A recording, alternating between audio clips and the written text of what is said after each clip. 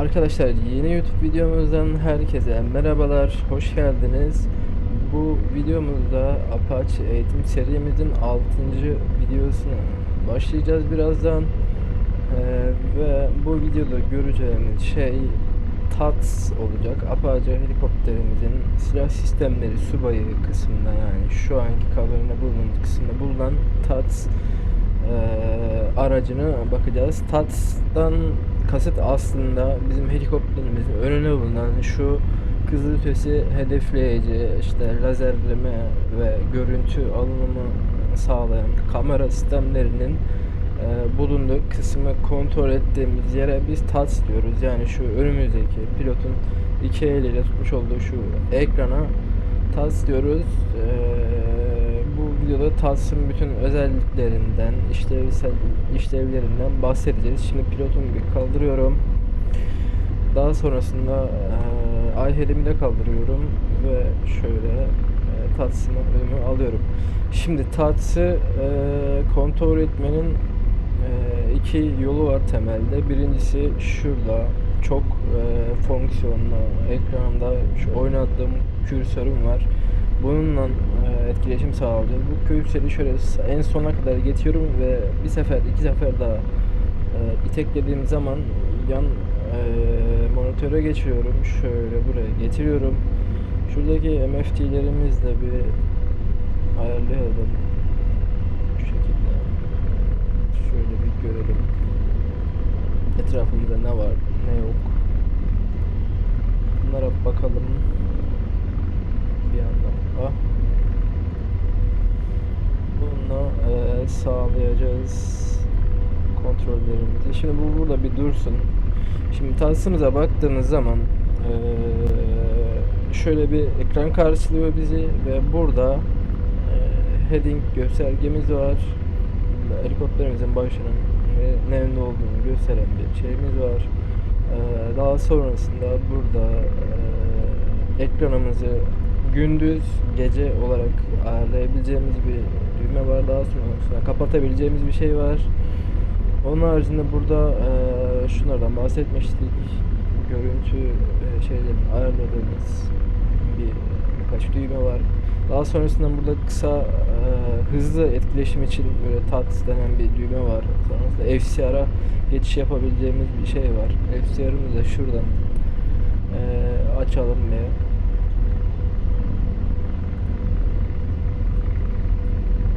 ekrana geri dönelim. İşte TATS, FCR, Pilot Night Vision, gece görüş, pilotun gece görüşte kullanabileceği bir şey var. Daha sonrasında burada da gece görüşü konsentrasyonu ayarlamak için bir tuş var. Ondan sonracığıma tekrardan şöyle bir iHead'imi açayım. Burada semboloji, parlaklık ve kontrast ayarlarını ayarlamak için birkaç düğme var. Bunları da kullanalım. Şöyle.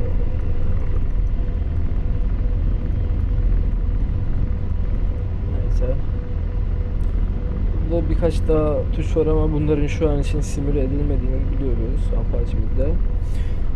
Yani işte bu TATS dediğimiz sistemden biz bu CPG'mizi kontrol edebiliyoruz. Şurada görmüş olduğunuz iki tane konsoldan. Şimdi TATS'ımı açıyorum arkadaşlar. TATS'ın tuş atamalarını daha önceki videoda göstermiştim. Tekrardan sizlere bunları göstereyim. Şöyle bastığım zaman sağ select switch TATS dediğimde TATS'ım geliyor. TATS'ım bu şekilde getiriyorum. Daha sonrasında etkileşime geçiyorum. Şimdi öncelikle şu kontrollerden başlayalım bir arkadaşlar. Aciz kontrol dediğim zaman şöyle bir klavyeden TATS'ı gösterdik. Select switch TATS dedik. TATS'ın peşine burada ne varmış bizim? Üstümüzde select switch link HMD ve FCR. Şunları da atayın. Bunlara bakalım bir. Şu FCR left dediği şuraya FCR'ımız geliyor buna bastığımız zaman. FCR'a geçiriyor bize. Şöyle FCR'dan sonra task'ımız açık olduğu zaman linke tıkladığımızda link bağlantısı geliyor. Bunlara gireceğiz hep beraber. FCR dedik. HMD var. Bunu da atayın. Bunu da göstereceğiz şimdi. Onun haricinde ne vardı başka? Şöyle tuşlara gelelim. Şurada benim zoom tuşum var. Şunu atayın. Daha sonrasında wide, narrow, medium. Onun haricinde kompanze yapabilmem için bir kompanze ataması var. Bunu da atayın. Bunu atamayayım. Bu şu anlık şey değil. Daha sonra auto takip için şunları atayın. Şu ikisini. Bunlar önemli. Onun haricinde burada Store Center var. Şunu da atayın. Onun haricinde şöyle şu DVO önemli değil. Filleri atayın abi. Şöyle Home'u atayın.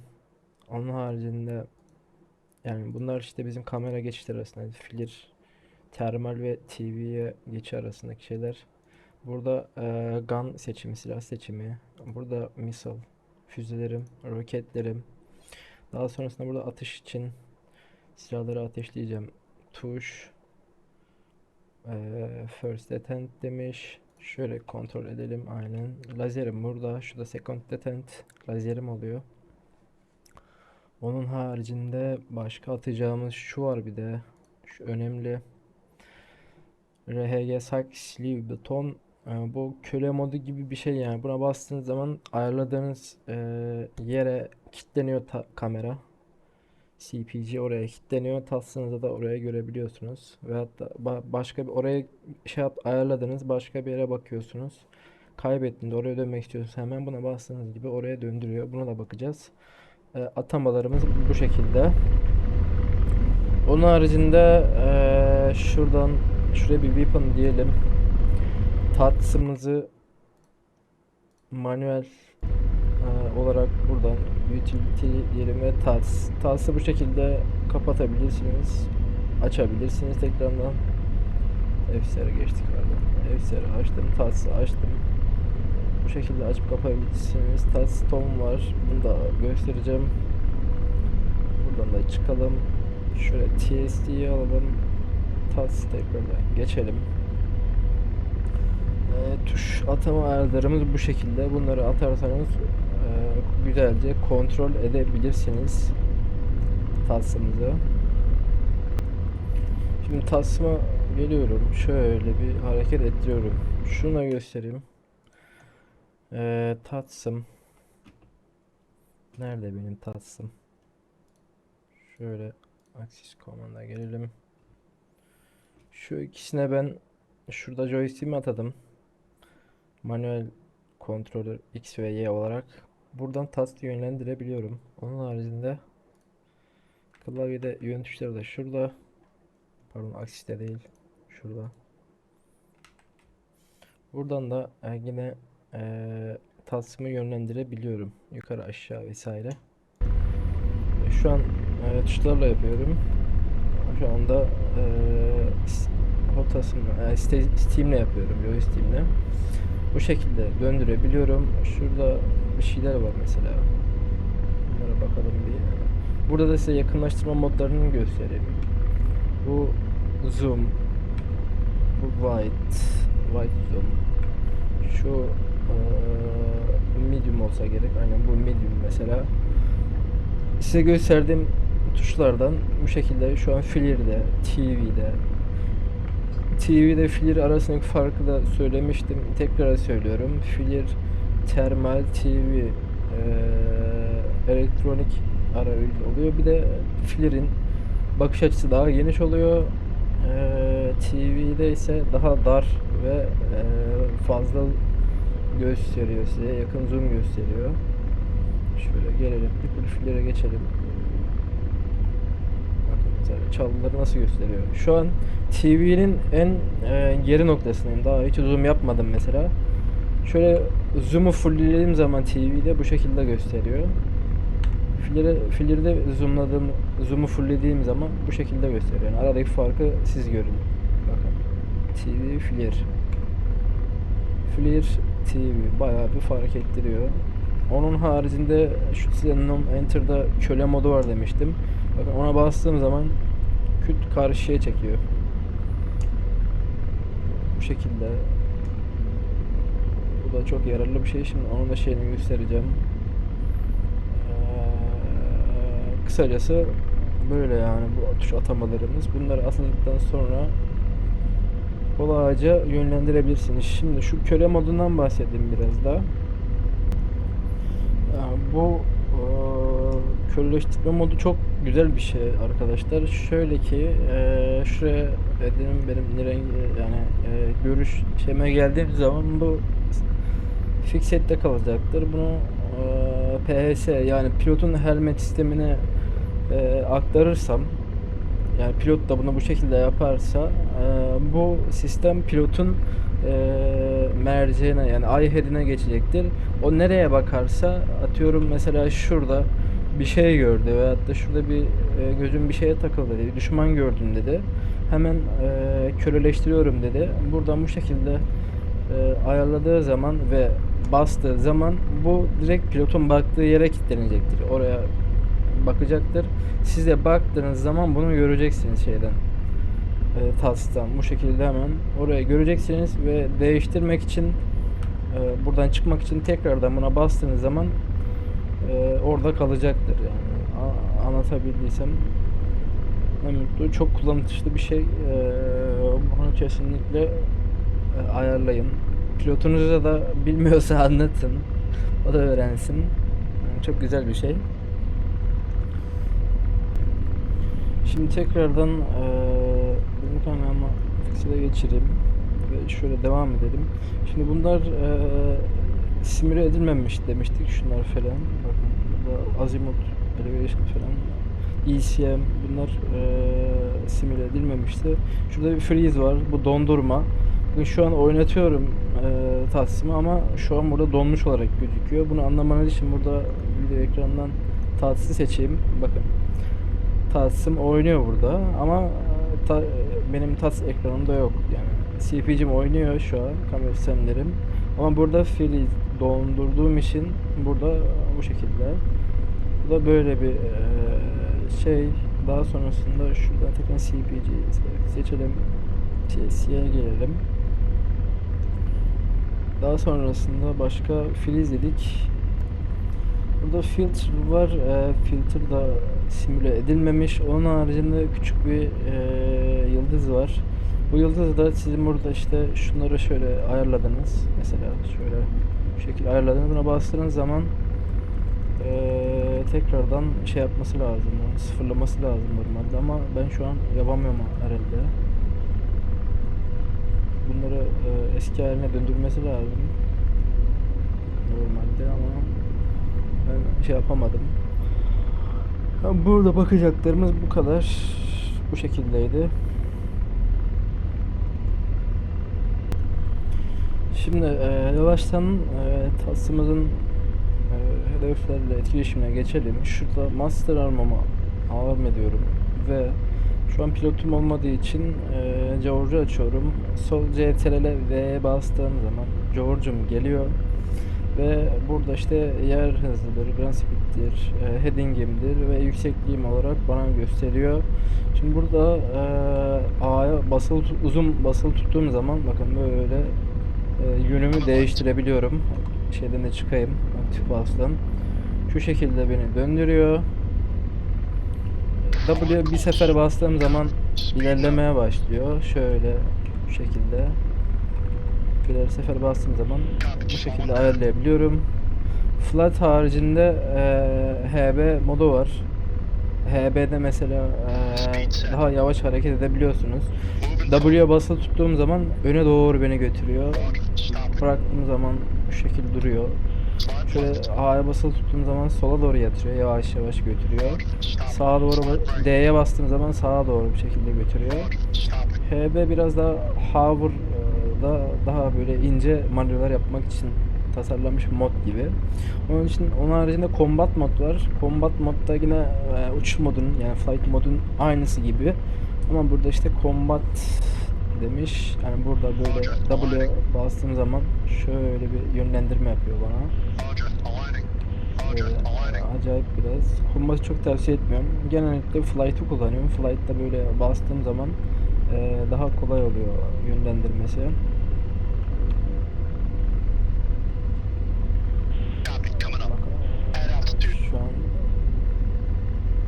bu HB modda S'ye bastığım zaman böyle az bir şey bir iki sefer bu şekilde ince ayarla yüksekliğimi ayarlayabiliyorum. Tekrardan W'ye bastığımda şöyle ayarlayabiliyorum. Combat moddan flight moda geçtim. Ama bakın sağda bir şey geldi. D'ye bastığım için oldu bu. Burada bir save auto muhabbeti var. Direkt A'ya bastım. Bundan kurtuldum. Şimdi benim ayarlı olan waypoint'im buradaki şu küçük ok gösteriyor. Şurada. Oraya dönmek için A'ya basıp tutuyorum. Heading'imi oraya ayarlıyorum. Helikopterimi döndürüyorum. Bir de fark ettiyseniz dönerken kameram hep aynı yerde kalıyor. Mesela ben şöyle bir döndüreyim. Şöyle döndürdüm. Hop kamera açısının dışında kaldı. Bakın şurada. Kamera açısının dışında kaldığını görüyorsunuz. Bunu düzeltmek için köle moduna bastığım zaman kilitleyecektir beni şeye. Helikopterin direkt baktığı baş kısmına. Buradan seçili hatırlıyorsanız Fixit'te. Bunu bu şekilde ayarlayabilirsiniz. Tekrardan döndürüyorum. Şöyle hedeflerin olduğu kısmı.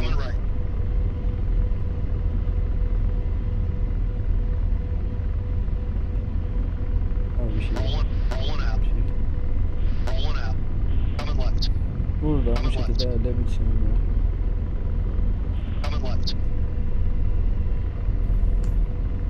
Şöyle çevireyim. Tekrar bastığımda geldi. Bu şekilde George'la etkileşimde kurabilirsiniz. Şimdi hedeflerimizi bulalım. Şu George'u kapatalım da. Şimdi burada görmüş olduğunuz gibi önümüzde bir hedeflerin olduğunu gösteriyor bize. Oralara doğru bakalım. Şöyle filleri alalım. Fileri de geniş gösteriyor. Şöyle bir zoom yapalım. Zoom yaptığımız zaman şuralarda bize bir şeyler olduğunu gösteriyor. Şöyle sonuna kadar zoom yapalım. Fillerden TV'ye geçtiğim zaman şöyle şuraya geldim. Şimdi buraya gelmeden önce Weapon'u buraya alayım. Unity'ye geliyorum. Unity'de bana lazer bakın şurada iHeads ondan sonra FCR, TAT, FLIR ve lazer var. Lazere bastığım zaman benim lazerleme şeyim açılıyor yani. Lazerimi açıyorum buradan. Bu bazen bu şekilde kapalı gelebiliyor. Lazeri de göstermiştim size. Lazer tuşunu da göstermiştim. Şimdi buradan tekrardan GST'mi seçiyorum ve bakın lazere bastığım zaman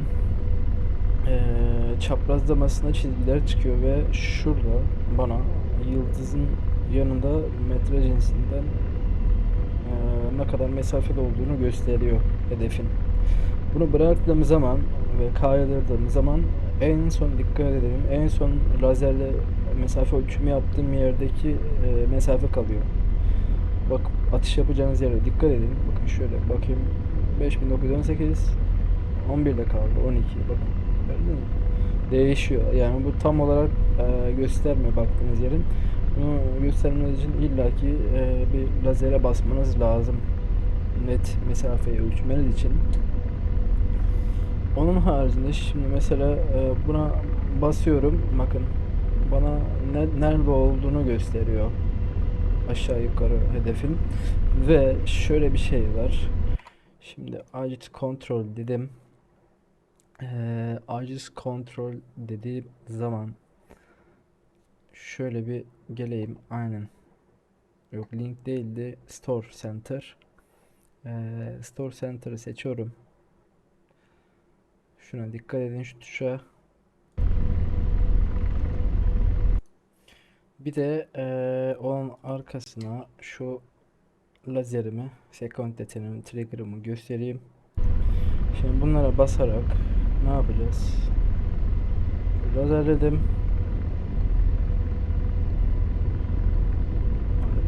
Açtım.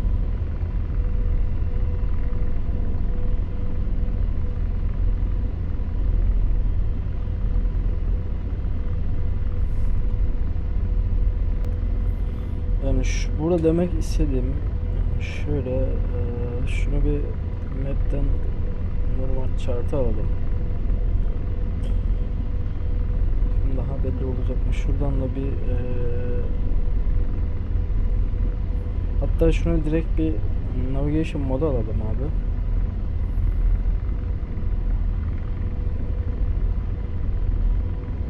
Ve tekrardan bakalım. Store Center'a bastığım zaman hedefin konumunu ve hedefi bana şey yapması lazım normalde. Burada TXT'nin üzerinde kaydetmesi lazım, depolaması lazım. Şöyle başka bir hedefe bakayım. Mesela burada neyimiz var? Bir tane radarı var.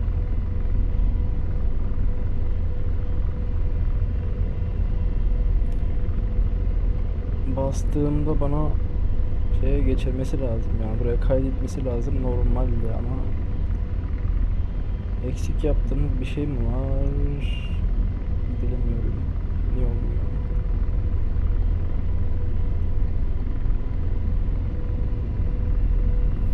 Yani siz bunun böyle olduğunu bilin de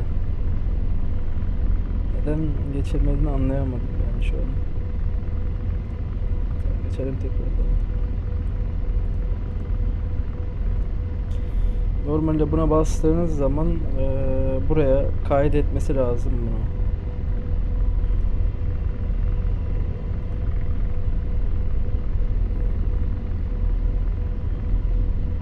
Ama şu an geçilmiyor nedense yani. Bunun bir şöyle bir klavyeden bir de tuş atayalım, öyle deneyelim bakayım olacak mı? Pardon. Şöyle şuradan bir tuş atayalım. Evet, bastığım zaman şimdi klavyeden oldu. Bakın. Buraya ne geldi?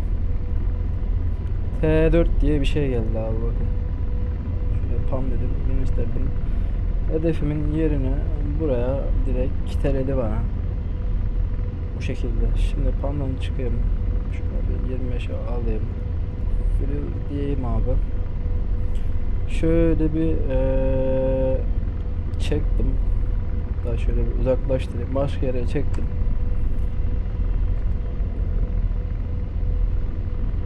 Bana orada bir şey olduğunu gösterdi. Yani anlatabildim mi? Bakalım, tekrardan deneyelim. Şunu bir TV alayım. Şurada hedef var mı? Bakalım bir daha.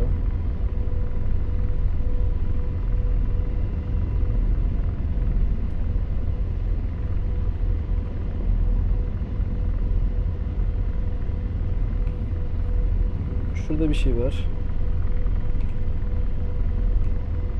Evet. Geldim üstüne tekrardan. Şunu da yakınlaştırayım az bir şey. Şöyle aşağı yukarı şuralarda bir yerlerde. Hatta pandan biraz şöyle uzaklaştırayım. Bir lazerleme yapayım. Bakın. Şurayı aşağı yukarı şurayı şey yaptı. Tekrardan bastığım zaman bakın T5 diye ekledi buraya. Gördüğünüz gibi. Bayağı kullanışlı bir şey. Bunu mutlaka kullanın arkadaşlar. Bunu kaydediyor yerine. Şimdi devam edelim. Şimdi arkadaşlar bu hedeflerle etkileşime nasıl geçeceğiz onları bakalım. Şimdi ne yaptık biz buraya? İki tane hedef ekledik mesela. İki tane hedef ekledik. Bunun haricinde şu dondurmayı bir kaldırayım. Bir hedef daha seçelim. Şöyle şurada şeyi de seçelim. Gerçi bunu kaydettiydik galiba. Aynen. Şurada bekleyen bir şeyler var gibi, bakalım. Aynen, burada da bir şeyler var. TV'ye geçeyim. Şöyle şuraya aynı şekilde 1 2 dedim. Geri zoom yaptım. Şurada bir şey var. Şuna geldim. Buna da ekledim. Bakın şimdi zoom geri alalım. Kaç tane şey oldu? Bakalım. Burada 4'ten başlıyor. 4, 5, 6 var mı? 6 var da şu an gözükmüyor herhalde. 7, 8. Bu şekilde 4 tane hedefimiz oldu diyelim. Bunları bu şekilde işaretledik ve işaretledikten sonra bunlardan mesela kurtulmak istiyoruz. Mesela ben T4'ü ilgilenmiyorum abi. T4'ü görmek istemiyorum dediğiniz zaman şöyle geldiniz. Dondurmadan çıkalım. T4'ü silmek istiyorum dediniz. Point'e geldiniz. Buradan del dediniz ve kursörü getirip T4'ün üzerine şöyle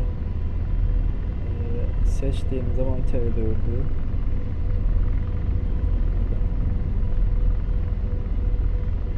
çok hassas. Şöyle ortasına getirebilirsem.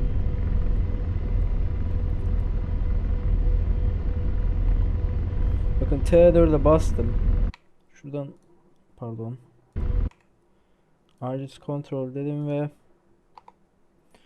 kursör enter trigger, unutmayın bakın. Kursörde enter yapmak için bu tuşu bakın. Kursör enter trigger dedim ve T4 buraya geldi. Bunu silmek istiyor muyum? Yes ve sildim arkadaşlar. Bu şekilde silebilirsiniz. Onun haricinde point'ten çıktım şimdi. Ne yapmak istiyorum ben? Kursörümü şöyle çekeyim. Şimdi sildikten sonra diğer şu hedeflere bakmak istiyorum. Onun için ne yapacağım? Şimdi edinim kaynağıma geliyorum. Buradan pardon. Şuradan bir C2 diyorum. Bundan bahsetmiştim. Edinim kaynağıma geliyorum ve nasıldı ya? Pardon. Şimdi şuna basayım bir. Şu an bu boşta. Free'den çıkayım. Şimdi hatırladığım kadarıyla şöyle biraz bir yakınlaştırayım. Şuradan bir pan yapalım. Şimdi şuradan kursör accreditation seçtim abi. Geldim. Kursörümde şu 5'e bakmak istiyorum. 5'in üzerine gelip kursör enter dediğim zaman şuraya bakın, kursör accreditation fixed'den T5'e geldi. T5'e tıkladım ve Argus Control Slave buton köleleştirme modu bastığım zaman beni direkt T5'e kafamı çevirecektir. Tekrar basıp çıktım. Zoom yaptım. Aha burada. Karşımda. Şöyle topu seçtim. Ve şeye geldiğim zaman Hellfire'ıma geldim. Lazerleme yaptığım zaman attığımda şaf salladı. Sağ altta bakın HF TOF 14, 13, 12. Şimdi geliyor. 8, 7, 6, 5, 4 diye geri sayarak vurmamı sağladı. Şimdi hiç tekrardan aramadan, hedef aramadan tekrardan şöyle geleceğim. Şurada Gökü'yü tıkladım. T8'e enter dedim. Bakın T8 geldi. Tekrardan bastığım zaman küt geldi. Çıktım köle modundan, lazerledim. Atışımı yaptım. Videoyu izliyoruz. Gidiyor. Hedefe doğru.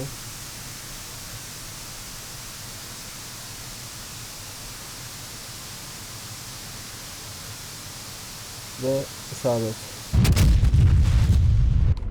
Bu şekilde hedefimi vuruyorum. Daha sonrasında buradan tekrardan CQ seçiyorum. Bakın bu 8'de 7 vardı bir de. 7'ye şöyle geçeyim. 6 varmış bakın. 6'yı Cursor Enter'dan seçiyorum. 6'da tekrardan köledeki slave butona bastığım zaman geldi. Tam yerini seçememişiz. Geldim abi. Lazerledim. Füzemi salladım.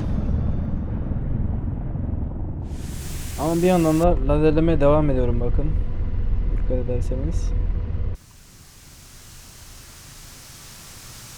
Füzem geliyor.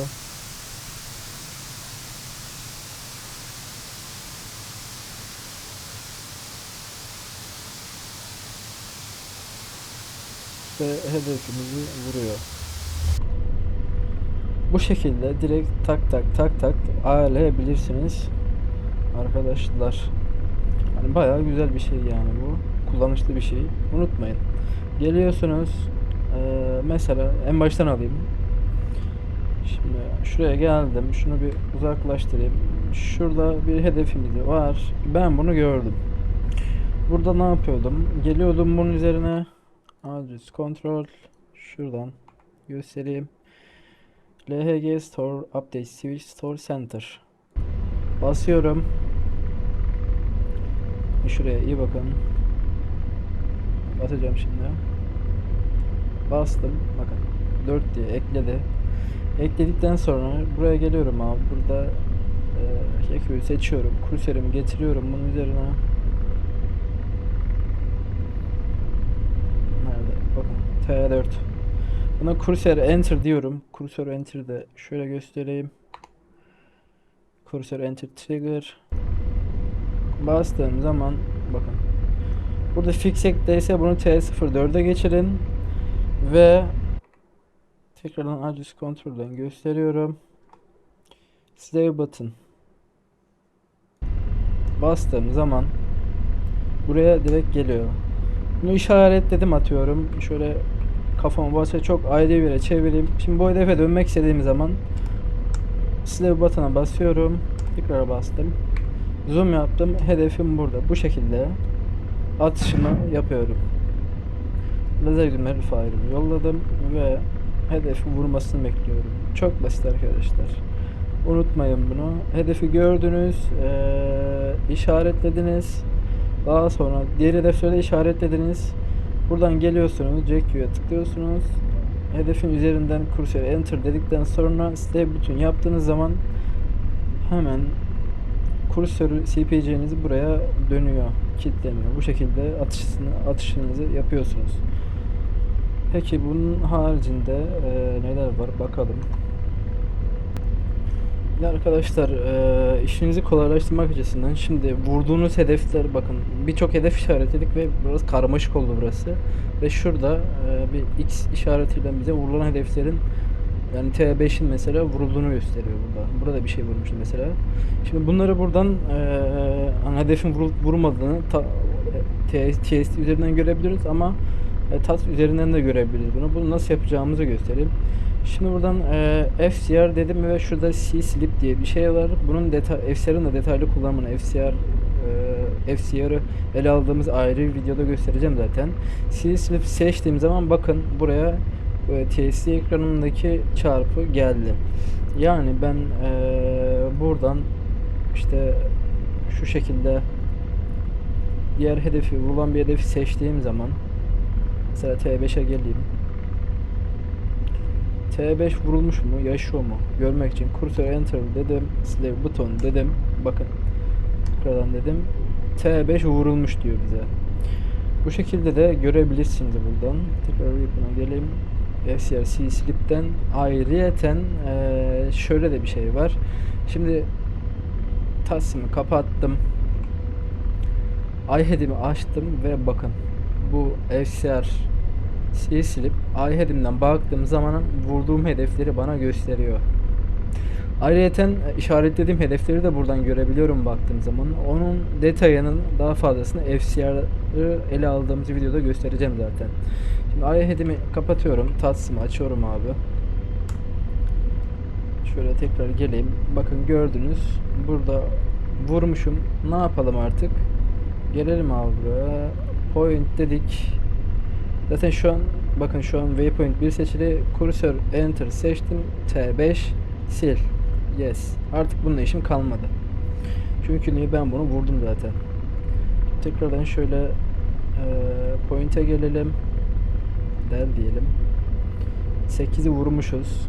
Cursor enter dedim. Bakın T8 yes sil. Burada T4 var.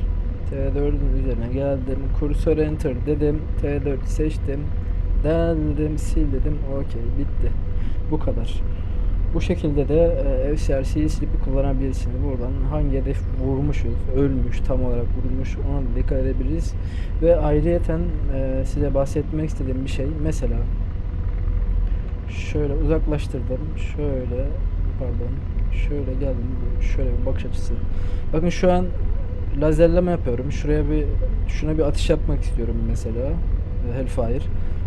Lazerleme yaptığım halde şu kesikli kare büyümüyor. Neden? Çünkü benim şeyimin dışında şu görmüş olduğunuz benim helikopterin burnu ve şurası da CPG'min tasımı baktığı yer. Füzeyi ateşleyebilmem için benim arkadaşlar helikopterimin oraya doğru bakıyor olması lazım. Yani şimdi Soldier LV'den şeyi açtım. George'u ve George'dan biraz sola kaydırıyorum. Şu karenin şöyle buraya gelmesini istiyorum. Bakın karemiz geldi. Az bir şey daha ortalatayım. George'u kapattım. Şimdi bakın bastığım zaman karem büyüdü. Şu an atış yaparsam isabetli bir şekilde Hellfire'ım vurur yani buraya. Ama eğer helikopterin başka yere döndüyse ve kesikli kareyi de büyümüyorsa bu şekilde atsam bile füze oraya gitmeyecektir. Haberiniz olsun. Tekrardan hedeflerimizin olduğu yere döndürelim. George'umuzla helikopterimizi kapatalım. Enter diyeyim tekrardan.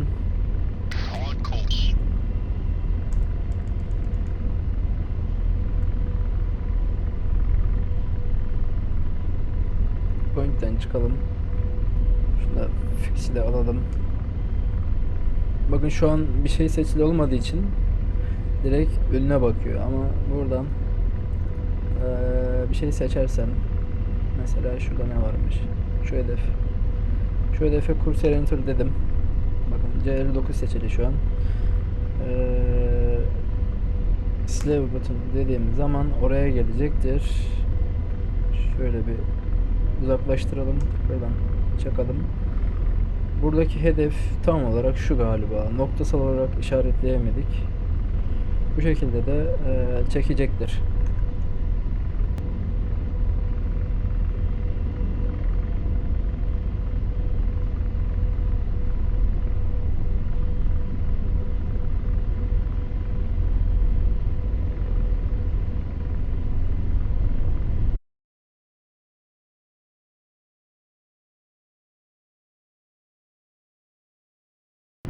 Çok pardon arkadaşlar. Şimdi diğer bakacağımız şey ise çoklu hedef takibi ve hareketli hedef takibi. Bunu nasıl yapacağız? Şimdi baktığımız zaman burada hareket eden bir konvoy görüyoruz. Şöyle bizim yapalım. Burada işte neyimiz var? Bir tane BRDM var. Onun haricinde onun önünde T-90'ımız var, bir tane tankımız var. Bir tane çok namlu roket atar sistemimiz var.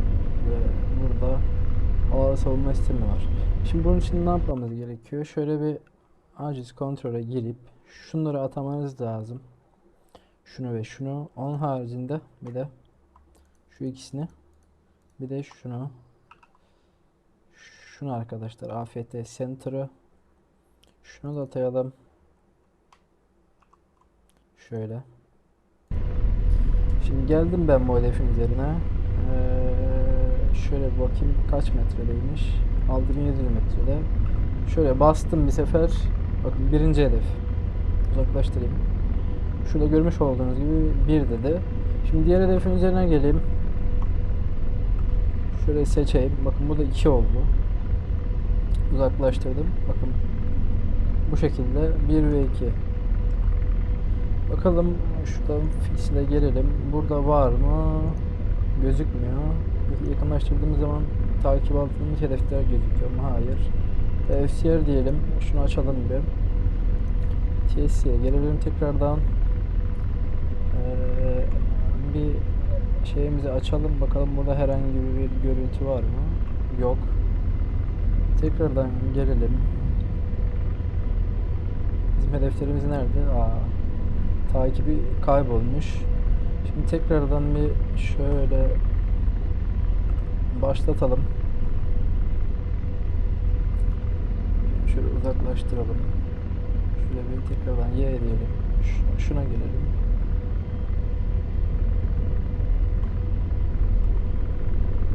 Bakın. Şuna geldim. Bastım ve şu an ikisini de takip ediyor. Bakın 2 hedefim var ve tekrardan bunu döndürmek için şuna basacağım.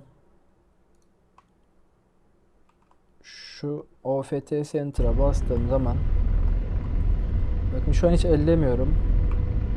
O takip ediyor. Bir daha bastım. Bundan kaldırdı. Diğerine geçti bu sefer. Bir daha bastım. Komple kaldırdı. Tekrardan bu sefer EIT Center diyeceğim. Bastım. Bakın takip ediyor. Bir daha bastığım zaman ya da şöyle bir uzaklaştırayım bakın. Tekrardan takibini yani şöyle farklı bir yere bakayım. İzin verecek mi? Şu an kaçırdı mı bilmiyorum. Tekrardan bastığım zaman bu FE Center'a bakayım beni nereye döndürecek. Evet. Şu an birinci hedefe doğru çekiyor beni. Ama nereye geldi abi? Şu an belli değil. Kaybetti. Neyse. Tekrardan bir zoom yapalım şöyle. Bu sefer şunu göstereyim. AFT Center. Bakın bastığım zaman bir şey oluyor mu? Olmuyor. Önce bir kilitlemem lazım bunu. Kilitledim. Şöyle F yaptım. Bakın takip ediyor. Y yaparsam ne olacak? Veyahut da şöyle diğerini bir tane daha ekleyelim. Şu şekil. Takip ediyor. Bıraktırdım. FE Center dedim. Beni getirdi 2'ye. Peki şöyle yaparsam ne olacak? Tekrardan buraya çekiyor. Onun altındaki de. Çoklu hedef takibi de bu şekilde. Şimdi mesela bir atış yapmak istiyorum abi buna. Tekrardan şöyle bir B dedim. Çektim. Lazerlemeye başladım. Ama şu an helikopterimin şeyinde değil. Açısı iyi değil. Sola çekiyorum. Helikopterimi. Bakayım şimdi kare büyüyecek mi? Kare büyümedi. Çok mu sola kaydık? Evet. Ortasına geldik.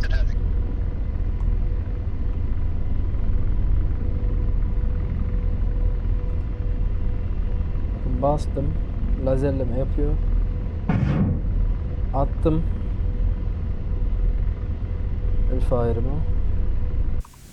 İzliyorum bakayım nereye gidecek. Şu an bir yandan lazer tutmaya devam ediyorum. Bakın bu şekilde. Hellfire'ım gidiyor. Ve lazerleme devam ettim hedefi. Vurdu görmüş olduğunuz gibi. Ama şu şekil hala devam ediyor mesela. Bunu da kaldırmak için neye basıyorduk? Şu şekilde çift AFT'ye bastığımız zaman, pardon AFT değil diğeri, OFS'ye bu şekilde kaldırıyor. Bir de arkadaşlar şöyle bu oto takip harici şöyle kendinizin yapabileceği bir şey var. O da şu. Radius kontrol dedik. Kompanze.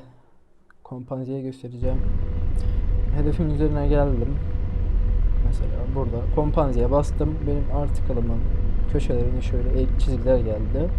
Bu geldiği zaman kompanzemin aktif olduğunu anlıyorum.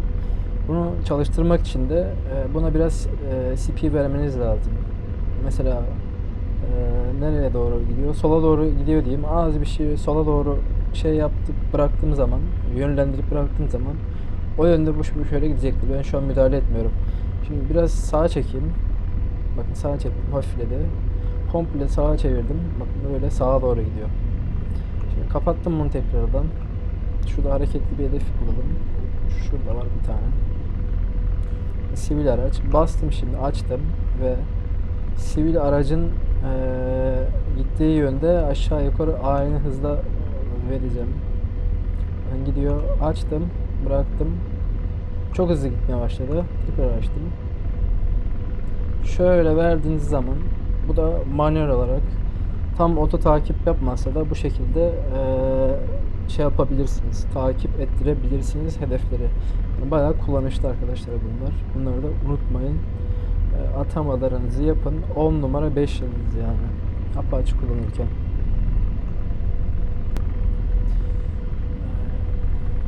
Göstereceklerim TATS hakkında bu kadar arkadaşlar. Bir sonraki videoda büyük ihtimal FCR'ı ele alacağız. FCR kullanımını ele alacağız. Kendinize iyi bakın. Sağlıcakla kalın.